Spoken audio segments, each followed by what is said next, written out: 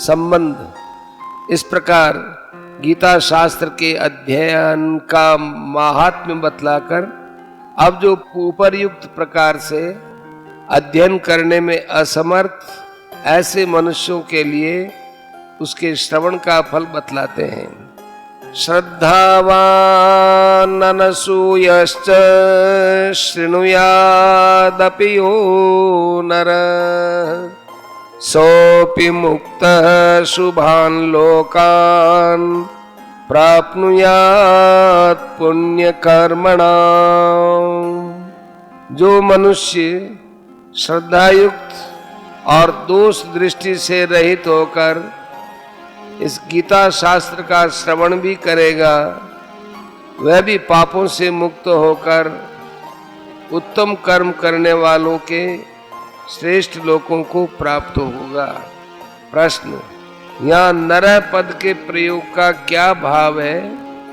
उत्तर, यहाँ नरः पद का प्रयोग करके ये भाव दिखलाया गया है कि जिसके अंदर इस गीता शास्त्र को श्रद्धा पूर्वक श्रवण करने की रुचि नहीं है, वह तो मनुष्य कहलाने योग्य भी नहीं है, क्योंकि उसका मनुष्य जन्म पाना व्यर्थ हो रहा है।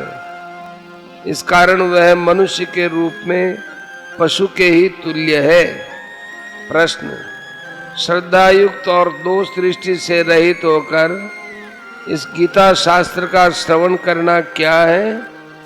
उत्तर, भगवान की सत्ता में और उनके गुण प्रभाव में विश्वास करके तथा ये गीता शास्त्र साक्षात भगवान की वाणी है, इसमें जो कुछ भी कहा गया है सब का सब यथार्थ है, ऐसा निश्चय पूर्वक मानकर और उसके वक्ता पर विश्वास करके प्रेम और रुचि के साथ गीता जी के मूल श्लोकों के पाठ का या उसके अर्थ का व्याख्या श्रवण करना, यह श्रद्धा से युक्त होकर गीता शास्त्र का श्रवण करना है।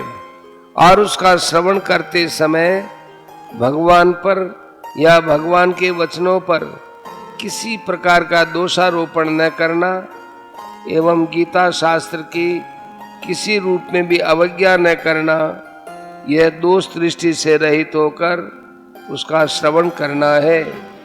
प्रश्न, श्रृणुयात के साथ अपि पद के प्रयोग का क्या भाव है?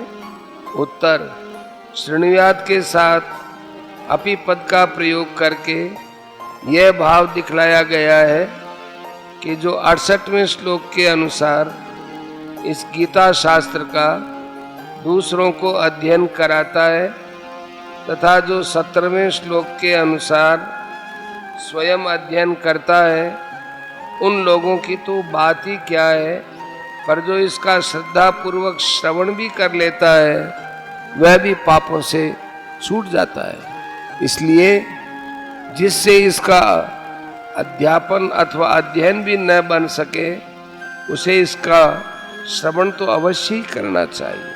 प्रश्न, श्रवण करने वाले का पापों से मुक्त होकर उत्तम कर्म करने वालों के श्रेष्ठ लोकों को प्राप्त होना क्या है तथा यहाँ सह के साथ अपि पद के प्रयोग का क्या भाव है?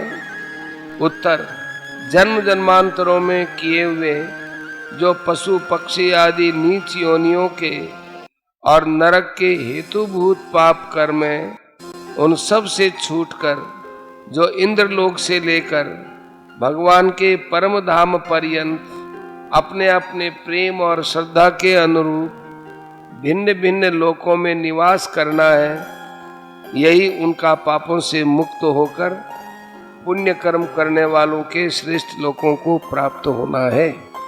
स के साथ अपि का प्रयोग करके यहाँ ये भाव दिखलाया गया है कि जो मनुष्य इसका अध्यापन और अध्ययन न कर सकने के कारण उपर्युक्त प्रकार से केवल श्रवण मात्र भी कर लेगा, वह भी पापों के फल से मुक्त हो जाएगा, जिससे उसे पशु पक्षी आदि योनियों की और नरकों की प्राप्ति नहीं होगी, बल्कि उस उत्तम कार्य करने वाले के श्रेष्ठ लोगों को प्राप्ति होगी।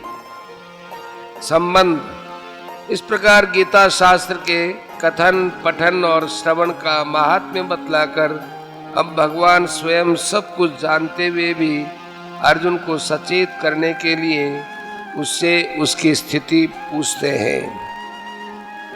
कच्चिदेतच्छ्रुतं पार्थ त्वयैकाग्रेण चेतसा कच्चिदज्ञान सम्मोह प्रनष्टस्ते धनंजय। हे पार्थ, क्या इस गीता शास्त्र को तूने एकाग्र चित्त से श्रवण किया? और हे धनंजय, क्या तेरा अज्ञान जनित मोह नष्ट हो गया? प्रश्न: एतत् पद यहाँ किसका वाचक है और क्या इसको तूने एकाग्र चित्त से श्रवण किया, इस प्रश्न का क्या भाव है? उत्तर: दूसरे अध्याय के 11वें श्लोक से आरंभ करके इस अध्याय के 66वें श्लोक पर्यंत भगवान ने जो दिव्य उपदेश दिया है, उस परम गोपनीय समस्त उपदेश का वाचक यहाँ एतत् पद है। इस उपदेश का महत्व प्रकट करने के लिए ही भगवान ने यहाँ अर्जुन से उपर्युक्त प्रश्न किया है। अभिप्राय यह है कि मेरा यह उपदेश बड़ा ही दुर्लभ है।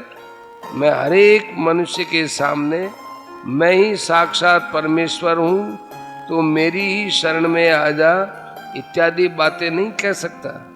इसलिए तुमने मेरे उपदेश को भली भांति ध्यान पूर्वक सुन तो लिया है ना, क्योंकि यदि कहीं तुमने उस पर ध्यान न दिया होगा तो तुमने निस्संदेह बड़ी भारी भूल की होगी। प्रश्न: क्या तेरा अज्ञान जनित मोह नष्ट हो गया? इस प्रश्न का क्या भाव है? उत्तर: इस प्रश्न से भगवान ने ये भाव दिखलाया है कि यदि तुमने उस उपदेश को भली भांति सुना है तो उसका फल भी अवश्य होना चाहिए।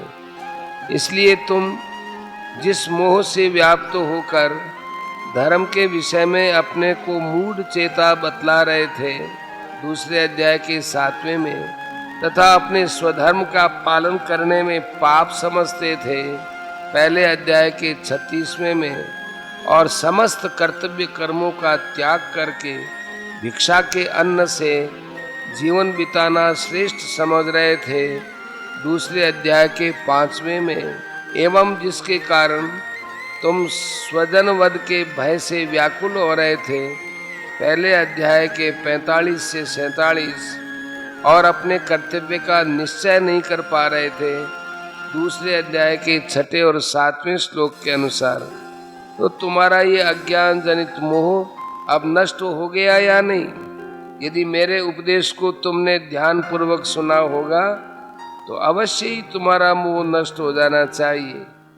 और यदि तुम्हारा मोह नष्ट नहीं हुआ है तो ये मानना पड़ेगा कि तुमने इस उपदेश को एकाग्र चित्त से नहीं सुना है। यहाँ भगवान के इन दोनों प्रश्नों में यह उपदेश भरा हुआ है कि मनुष्य को इस गीता शास्त्र का अध्ययन और श्रवण बड़ी सावधानी के साथ एकाग्र चित्त से तत्पर होकर करना चाहिए, और जब तक अज्ञान जनित मोह का सर्वथा नाश न हो जाए तब तक ये समझना चाहिए कि अभी तक मैं भगवान के उपदेश को यथार्थ नहीं समझ सका हूँ।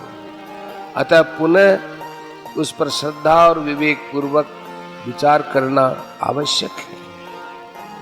संबंध: इस प्रकार भगवान के पूछने पर अब अर्जुन भगवान से कृतज्ञता प्रकट करते हुए अपनी स्थिति का वर्णन करते हैं। अर्जुन उवाच: नष्टो मोहः स्मृतिर्लब्धा त्वत्प्रसादान्मयाच्युत स्थितोऽस्मि गतसन्देहः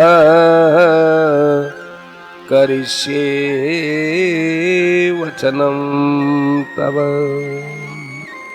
अर्जुन बोले, हे अच्युत, आपकी कृपा से मेरा मोह नष्ट हो गया।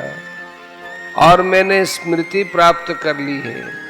अब मैं संशय रहित होकर स्थित हूं, अतः आपकी आज्ञा का पालन करूंगा। प्रश्न, यह अच्युत संबोधन का क्या भाव है?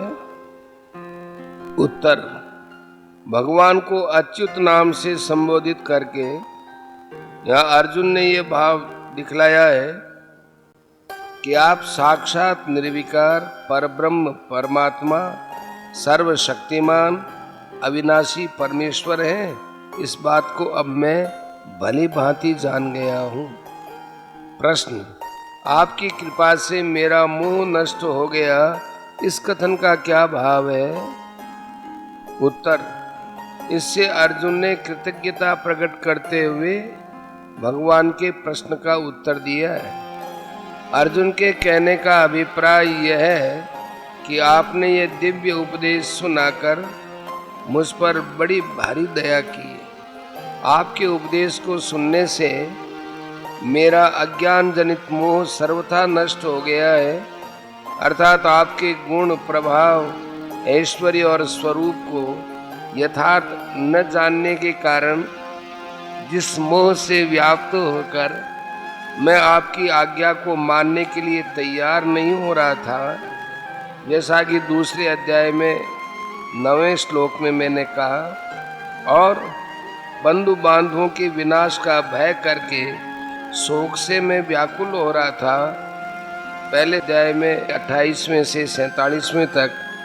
अब वह सारा मोह सर्वथा नष्ट हो गया है। प्रश्न, मैंने स्मृति प्राप्त कर ली, इस कथन का क्या भाव है? उत्तर, इससे अर्जुन ने यह भाव दिखलाया है कि मेरा अज्ञान जनित मोह नष्ट हो जाने से मेरे अंतःकरण में दिव्य ज्ञान का प्रकाश हो गया है। इससे मुझे आपके गुण प्रभाव ऐश्वर्य और स्वरूप की पूर्ण स्मृति प्राप्त हो गई है और आपका समग्र रूप मेरे प्रत्यक्ष हो गया है। मुझे कुछ भी अज्ञात नहीं रहा। प्रश्न, मैं संशय रहित होकर स्थित हूँ, इस कथन का क्या भाव है? उत्तर, इससे अर्जुन ने ये भाव प्रकट किया है कि अब आपके गुण प्रभाव ऐश्वर्य और सगुण निर्गुण साकार निराकार स्वरूप के विषय में तथा धर्म अधर्म और कर्तव्य अकर्तव्य आदि के विषय में मुझे किंचन मात्र भी संशय नहीं रहा है। मेरे सब संशय नष्ट हो गए हैं तथा समस्त संशयों का नाश हो जाने के कारण मेरे अंतःकरण में चंचलता का सर्वथा अभाव हो गया है। प्रश्न, मैं आपकी आज्ञा का पालन करूंगा, इस कथन का क्या भाव है? उत्तर, इससे अर्जुन ने ये भाव दिखलाया है कि आपकी दया से मैं कृतकृत्य हो गया हूँ। मेरे लिए अब कुछ भी कर्तव्य शेष नहीं रहा है। अतएव आपके कथनानुसार लोक संग्रह के लिए युद्धादि समस्त कर्म जैसे आप करवाएंगे, निमित्त मात्र बनकर लीला रूप से मैं वैसे ही करूँगा। संबंध इस प्रकार धृतराष्ट्र के प्रश्नानुसार भगवान श्री कृष्ण और अर्जुन के संवाद रूप गीता शास्त्र का वर्णन करके अब इसका उपसंहार करते हुए संजय 2 श्लोकों में धृतराष्ट्र के सामने गीता का महत्व प्रकट करते हैं। संजय उवाच इत्यहं वासुदेवस्य पार्थस्य च महात्मनः संवादमिममश्रौषम् अद्भुतं रोमहर्षणम्। संजय बोले, इस प्रकार मैंने श्री वासुदेव के और महात्मा अर्जुन के इस अद्भुत रहस्य युक्त रोमांचकारक संवाद को सुना। प्रश्न, इति पद का क्या भाव है? उत्तर, इति पद से यहाँ गीता के उपदेश की समाप्ति बतलाई गई है। प्रश्न, भगवान के वासुदेव नाम का प्रयोग करके और पार्थ के साथ महात्मा विशेषण देकर क्या भाव दिखलाया गया है? उत्तर, इससे संजय ने गीता का महत्व प्रकट किया है। अभिप्राय यह है कि साक्षात नर ऋषि के अवतार महात्मा अर्जुन के पूछने पर सबके हृदय में निवास करने वाले सर्वव्यापी परमेश्वर श्री कृष्ण के द्वारा यह उपदेश दिया गया है। इस कारण यह बड़े ही महत्व का है। दूसरा कोई भी शास्त्र इसकी बराबरी नहीं कर सकता, क्योंकि यह समस्त शास्त्रों का सार है। प्रश्न, यहाँ संवादम पद के साथ अद्भुतम और रोमहर्षणम विशेषण देने का क्या भाव है?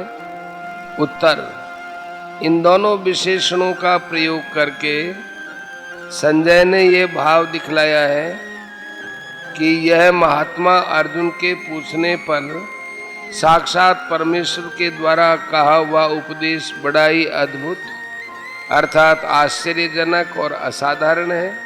इससे मनुष्य को भगवान के दिव्य अलौकिक गुण, प्रभाव और ऐश्वर्य युक्त समग्र रूप का पूर्ण ज्ञान हो जाता है तथा मनुष्य इसे जैसे जैसे सुनता और समझता है वैसे ही वैसे हर्ष और आश्चर्य के कारण उसका शरीर पुलकित हो जाता है, उसके समस्त शरीर में रोमांच हो जाता है।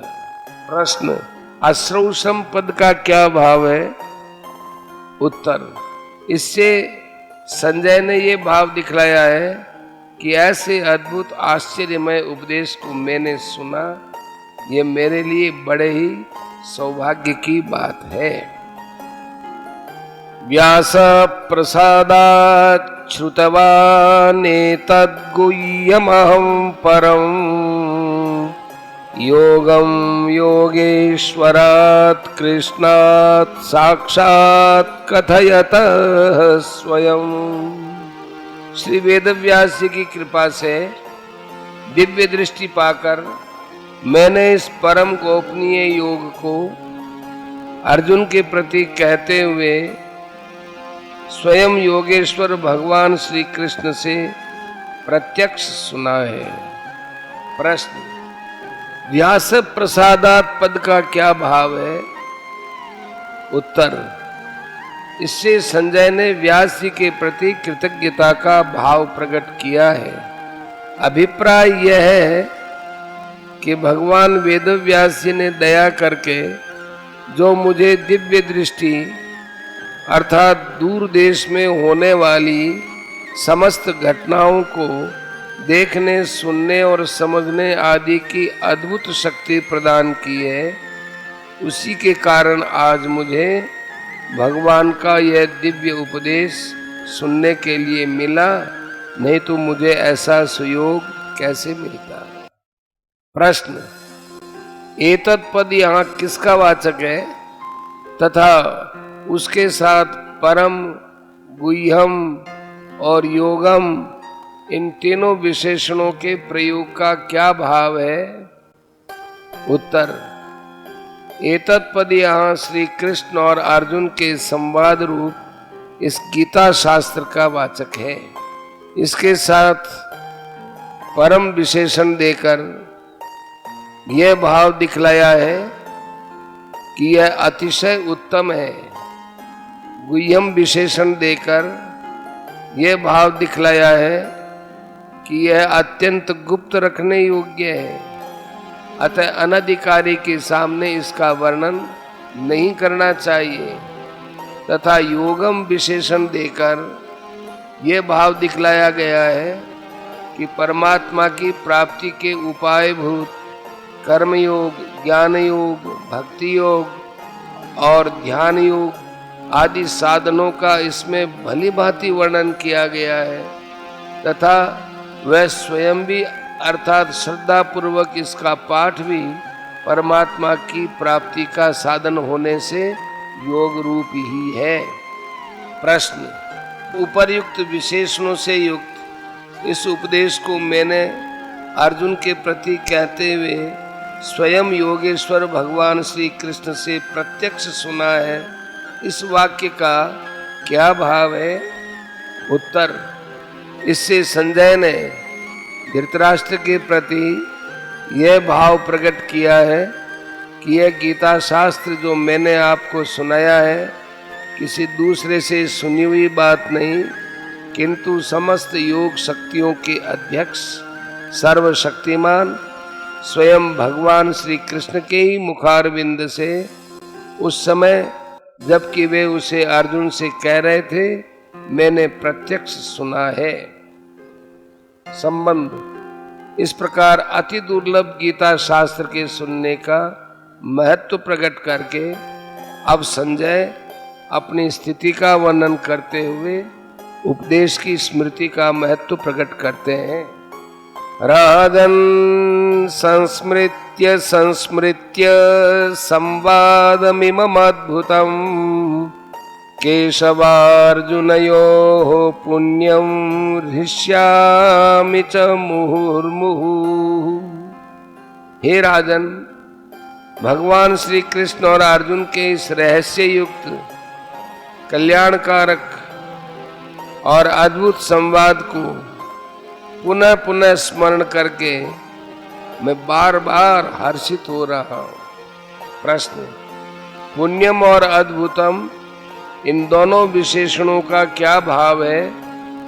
उत्तर, पुण्यम और अद्भुतम इन दोनों विशेषणों का प्रयोग करके संजय ने यह भाव दिखलाया है कि भगवान श्री कृष्ण और अर्जुन का दिव्य संवाद रूप ये गीता शास्त्र अध्ययन अध्यापन श्रवण मनन और वर्णन आदि करने वाले मनुष्य को परम पवित्र करके उसका सब प्रकार से कल्याण करने वाला तथा भगवान के आश्चर्यमय गुण प्रभाव ऐश्वर्य तत्व रहस्य और स्वरूप को बतलाने वाला है। अतः यह अत्यंत ही पवित्र, दिव्य और अलौकिक है। प्रश्न, इसे पुनः पुनः स्मरण करके मैं बार बार हर्षित हो रहा हूं, इस कथन का क्या भाव है? उत्तर, इससे संजय ने अपनी स्थिति का वर्णन करके गीतोक्त उपदेश की स्मृति का महत्व प्रकट किया है। अभिप्राय यह है कि भगवान द्वारा वर्णित इस उपदेश से मेरे हृदय को इतना आकर्षित कर लिया है कि अब मुझे दूसरी कोई बात ही अच्छी नहीं लगती।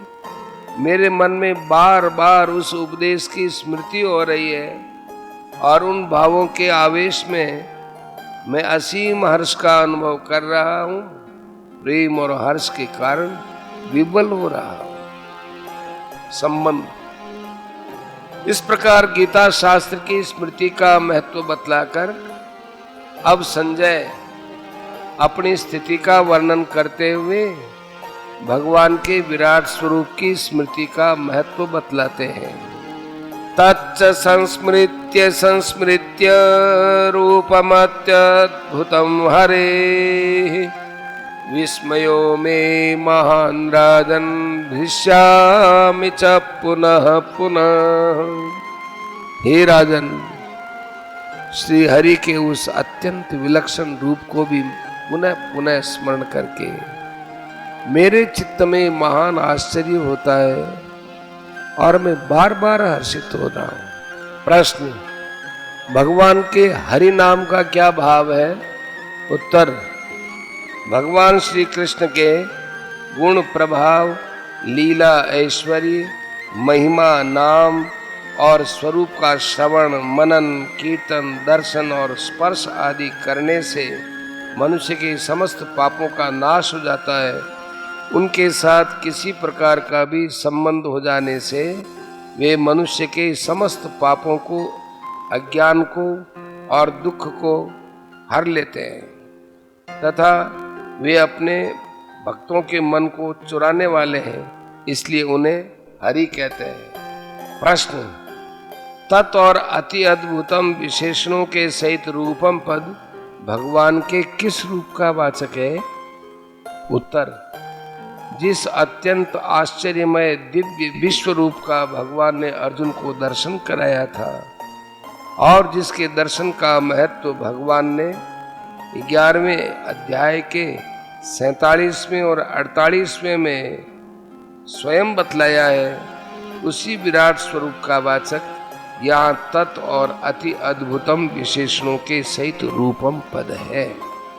प्रश्न: उस रूप का पुनः पुनः स्मरण करके मुझे महान आश्चर्य होता है, इस कथन का क्या भाव है?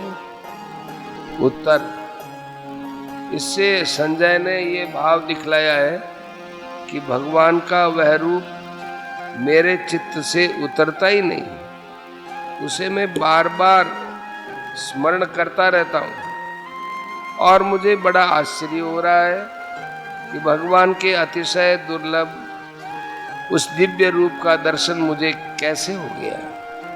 मेरा तो ऐसा कुछ भी पुण्य नहीं था जिससे मुझे ऐसे रूप के दर्शन हो सकते। अहो, इसमें केवल भगवान की अहेतु की कृपा ही कारण है। साथ ही उस रूप के अत्यंत अद्भुत दृश्यों को और घटनाओं को याद करके मुझे बड़ा आश्चर्य होता है कि अहो, भगवान की कैसी विचित्र योग शक्ति है। प्रश्न: मैं बार बार हर्षित हो रहा हूं, इस कथन का क्या अभिप्राय है?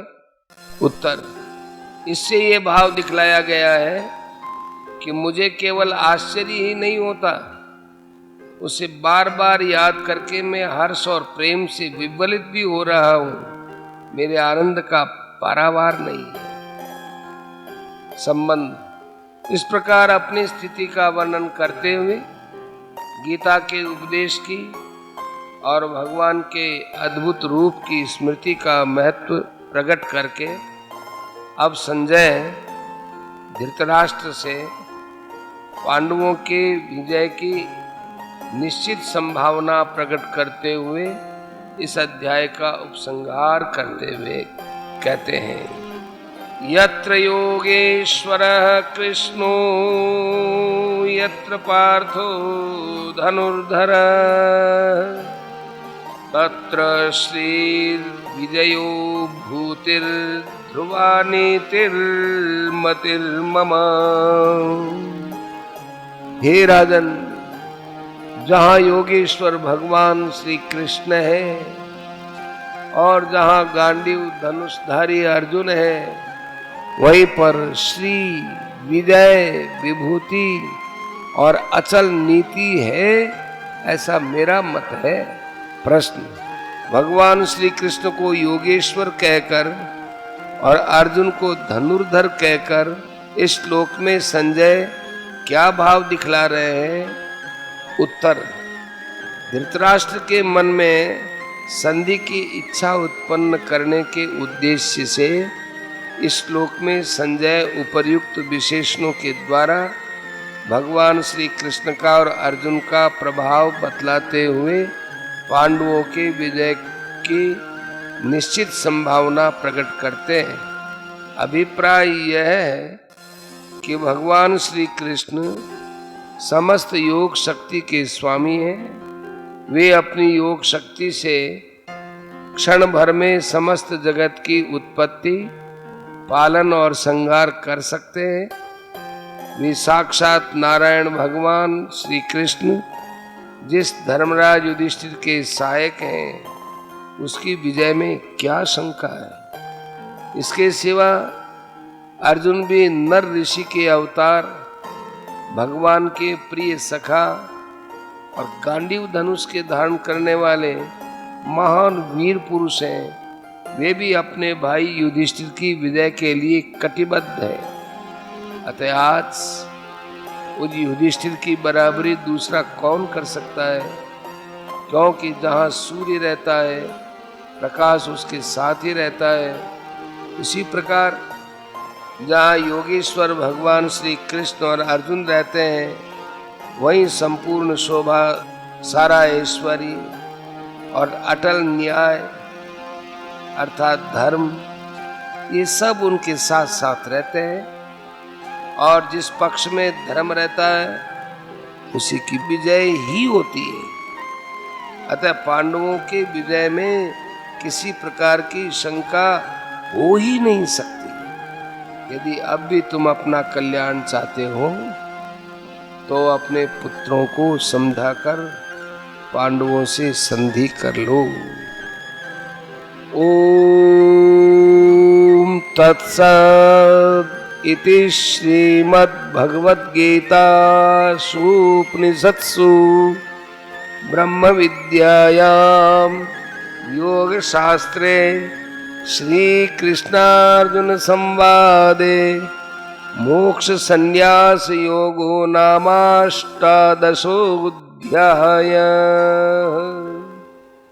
श्रीमद् भगवद गीता आनंद चिद्घन षडैश्वर्य पूर्ण चराचर वंदित परम पुरुषोत्तम साक्षात भगवान श्री कृष्ण की दिव्य वाणी है।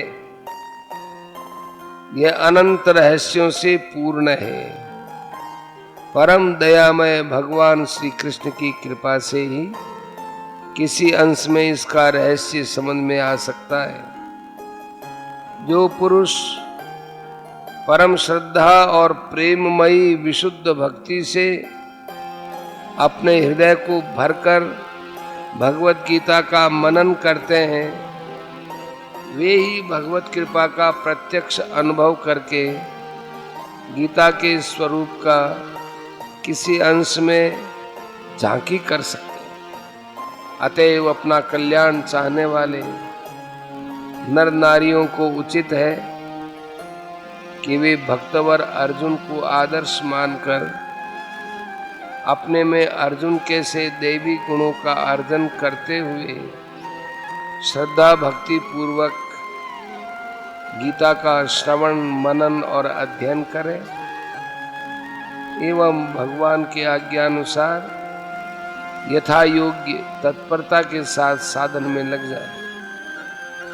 जो पुरुष इस प्रकार करते हैं उनके अंतःकरण में नित्य नए नए परमानंददायक अनुपम और दिव्य भावों की स्फुरणाएं होती रहती हैं तथा वे सर्वथा शुद्धांतःकरण होकर भगवान की अलौकिक कृपा सुधा का रसास्वादन करते हुए शीघ्र ही भगवान को प्राप्त हो जाते हैं।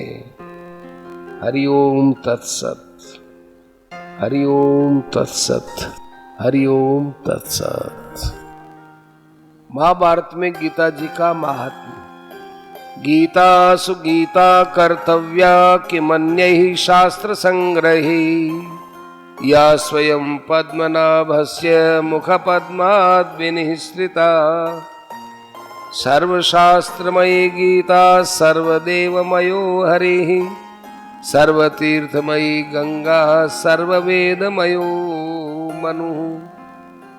गीता गंगा च गायत्री गोविन्देति हृदि स्थिते चतुर्गकार संयुक्ते पुनर्जन्म न विद्यते। भारतामृत सर्वस्व गीतायाम् अधितस्य च सारमुद्धृत्य कृष्णेन अर्जुनस्य मुखे हुतम्। अन्य शास्त्रों के संग्रह की क्या आवश्यकता है? केवल गीता का ही भली प्रकार से गान अर्थात पठन और मनन करना चाहिए, क्योंकि यह भगवान पद्मनाभ विष्णु के साक्षात मुख कमल से प्रकट हुई है। गीता समस्त शास्त्रमयी है। श्री हरि सर्वदेवमय है, गंगा जी सर्व तीर्थमयी है और मनु सर्व वेदमय है। गीता गंगा गायत्री और गोविंद ये चार गकार से युक्त नाम जिसके हृदय में बसते हैं उसका पुनर्जन्म नहीं होता। महाभारत रूपी अमृत के सर्वस्व गीता को मत कर और उसमें से सार निकालकर भगवान श्री कृष्ण ने अर्जुन के मुख में उसका हवन किया है। गीता जी का आरती। ओम जय भगवद गीते हो मैया जय भगवद गीते हरि कमल विहारिणी हरि कमल विहारिणी सुंदर सुपुनीते ओम जय भगवद गीते कर्म सुमर्म प्रकाशिनी कामासक्ति हरा ओ मैया कामासक्ति हरा तत्वज्ञान विकासिनी तत्वज्ञान विकासिनी विद्या ब्रह्म परा ओम जय भगवद गीते निश्चल भक्ति विधायिनी निरमल मलहारी ओ मैया निरमल मलहारी शरण रहस्य प्रदायिनी शरण रहस्य प्रदायिनी सब विधि सुखकारी जय जय भगवद गीते राग द्वेष विदारिणी कारिणी मोद सदा मैया कारिणी मोद सदा भव भय हारिणी तारिणी भव भय हारिणी तारिणी परमानंद प्रदा जय जय भगवद गीते आसुर भाव विनाशिनी नाशिनी तम रजनी हो मैया नाशिनी तम रजनी दैवी सद्गुणदायिनी दैवी सद्गुणदायिनी हरि रसिका सजनी ओम जय भगवद गीते समता त्याग सिखावनी हरे मुख के बानी हो मैया प्रभु मुख के बानी सकल शास्त्र की स्वामिनी अखिल राष्ट्र की स्वामिनी श्रुतियों की रानी ओम जय भगवद गीते दया सुधा बरसावनी मातु कृपा कीजे हो मैया मातु कृपा कीजे हरि पद प्रेम दान कर प्रभु पद प्रेम दान कर अपनो कर लीजे जय जय भगवद गीते जय भगवद गीते ओ मैया जय भगवद गीते हरि कमल विहारिणी प्रभु कमल विहारिणी सुंदर सुपुनीते ओम जय भगवद गीते।